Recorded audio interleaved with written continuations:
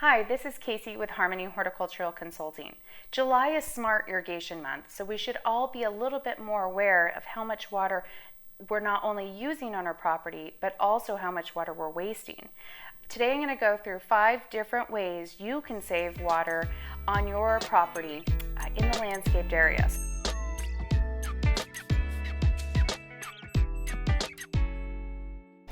One of the first things you're going to do is go through your drip system and check for any emitters that are open but they're not watering any plants. We have one emitter here where the plant died. I failed to plug it some time ago, and we're not really watering anything. Now the trees and shrubs that are surrounding will probably pick up some of that water, but it's best to cap those, thus saving you money and water over the long run. One 2-gallon emitter might use as much as 60 gallons of water per month in the hot season. So plugging one emitter, if you multiply that by 10 emitters, where they're not watering any plants, that could be a huge cost savings over the course of 12 months or even the course of 2 or 3 years. Now to plug this drip emitter, I'm simply going to square off the spaghetti line and insert the goof plug directly in there. Now sometimes it's easier to rock them back and forth versus to turn them, but that is now plugged. No water will emit from that, and we've saved about 60 gallons a month just by capping that one emitter. Making sure to adjust your sprinkler system to only deliver water to the turf grass areas using some of the tools recommended by the sprinkler head manufacturer will help make sure you're only delivering water to the targeted zones. Changing out your traditional spray heads to a high efficiency nozzle could save you 30% in water usage.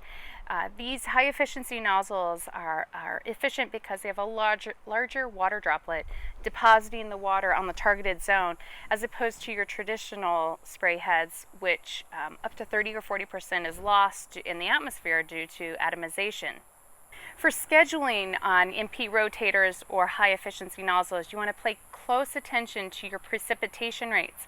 So a spray head may deliver 1.25 inches per hour, whereas your MP rotators might only do just over 0.44 inches per hour. What the difference in precipitation rate will mean is that you have to adjust your run times. Typically on your traditional spray heads, you're going to run anywhere from a 10, 12, maybe 15-minute run times, whereas your MP rotators, you might deliver the same amount of water in up to an hour. These high efficiency nozzles also are great for sloped areas where often you have runoff before the water infiltrates, percolates through the soil profile. So there's many uses for these high efficiency nozzles besides the water savings. Another recommendation I have is to invest in a smart controller. A smart controller has the ability to water your plants based on the local weather, instead of a hard schedule that you set where you determine the length of runtime and the intervals or the frequency in which it waters. One of the smart controllers I recommend often for homeowners is the Ratio 3. Now this is a very user-friendly system. It's app-based. You can also use it on your desktop or your tablet. You set up the zones according to the type of plant, the soil texture, the age of the plant, or root depth, and from there you can either have a set schedule or you can use the smart features, which are watering based on the evapotranspiration rate. In order to water correctly, you have to tell the smart controller the type of plants, the root depth, soil type, and the density of the plant, as well as the exposure, in order for it to determine the proper run times and intervals to water. There can be a learning curve when setting up a smart controller, so if you do have trouble, reach out to a professional. I service the Phoenix area and would be happy to help you set up your smart controller. Another great feature on many of the smart controllers on the market today is the add-on device called a flow meter or a flow sensor. Now these devices are hooked up between your backflow and the controller, and monitor water that's flowing through the pipe when a station turns on. These help determine if you have a leak or if you have a valve that might be stuck on, based on how much water you've calibrated that zone. When you do get a warning, you have the option of either manually turning it off at that time or allowing the controller to shut it down upon any warnings exceeding that calibrated volume. If you prefer to stick to the conventional controller for your irrigation system, then I recommend adjusting the programming about monthly instead of seasonally, or 3 to 4 times a year, which is pretty typical in the landscaping industry.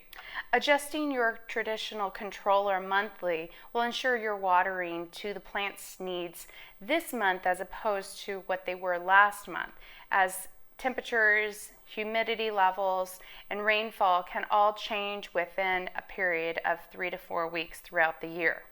One of the most common things that I address for clients is how to establish an efficient watering program for their landscape.